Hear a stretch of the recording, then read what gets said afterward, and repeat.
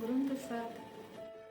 असं सगळ्यात महत्त्वाचं म्हणजे सर्वांचे धन्यवाद, आभार मला ही संधी दिली की ब्रेन रिलेटेड जो पण काही आजार आहे त्यामध्ये डिप्रेशन आलं, मायग्रेन अटॅक आले, त्यानंतर रेडिएशनमुळे आणि इलेक्ट्रॉनिक गॅजेटमुळे बऱ्याचशा प्रकारे मेंदूंवरती आघात होत असतो. प्रत्येकाला आता येणाऱ्या पिढीसाठी एक मोठं पाऊल उचलावं लागणार आहे.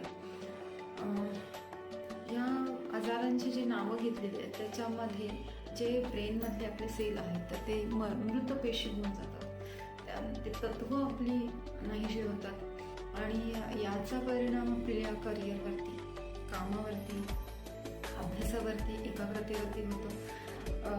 मी स्वतःला खूप भाग्यवान समजते, आज खूप ग्रेटफुल समजते, ग्रेसफुल समजते की हे एवढे सगळे प्रॉब्लेम असताना सुद्धा there is a supreme power जी मला नेहमी हेल्प करते.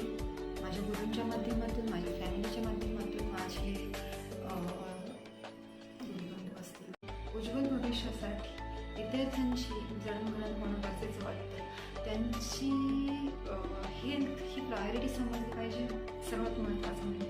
कारण हेल्थ इज अ वेल्थ आपण पहिल्यापासून ऐकत आलो आणि जर शरीर गेलं तर धर्म कार्य करण्यासाठी सर्वात महत्त्वाचं म्हणजे निरोगी शरीर गरजेचं असतं आणि ते गेलं की संपलं.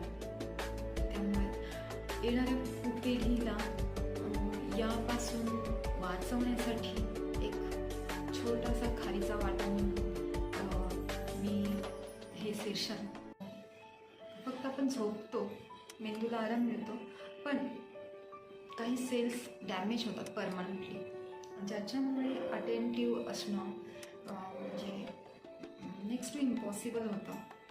कॉन्सन्ट्रेशन तर जातच. या सगळ्यातून बाहेर पडण्याचा उपाय काय, तर योग. आणि हा योग फक्त आणि फक्त गुरूंच्या माध्यमातूनच आपल्यापर्यंत पोहोचू शकतो.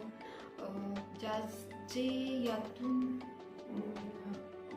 रियालिटीमध्ये प्रवास करतात, म्हणजे खरे गुरु आणि बंधू यामध्ये खूप फरक आहे. तर त्यापासून वाचावं लागेल आणि खऱ्या गुरूंच्या मार्गदर्शनामुळेच तुम्ही यातून बाहेर पडू शकाल. माझी सर्वांना नम्र विनंती आहे, तुम्हाला जर या प्रकारच्या अशा प्रकारच्या कोणत्याही डिसीजमुळे त्रास होत असेल तर प्लीज स्टे कनेक्टेड. आणि विद्यार्थ्यांना तुम्हीच आमचं भविष्य आहात आणि तुमच्या हातातच सर्व काही आहे. तर इलेक्ट्रॉनिक गॅजेटमुळे, रेडिएशनमुळे अनेक प्रकारचे टॉवर्स बांधले जात आहेत.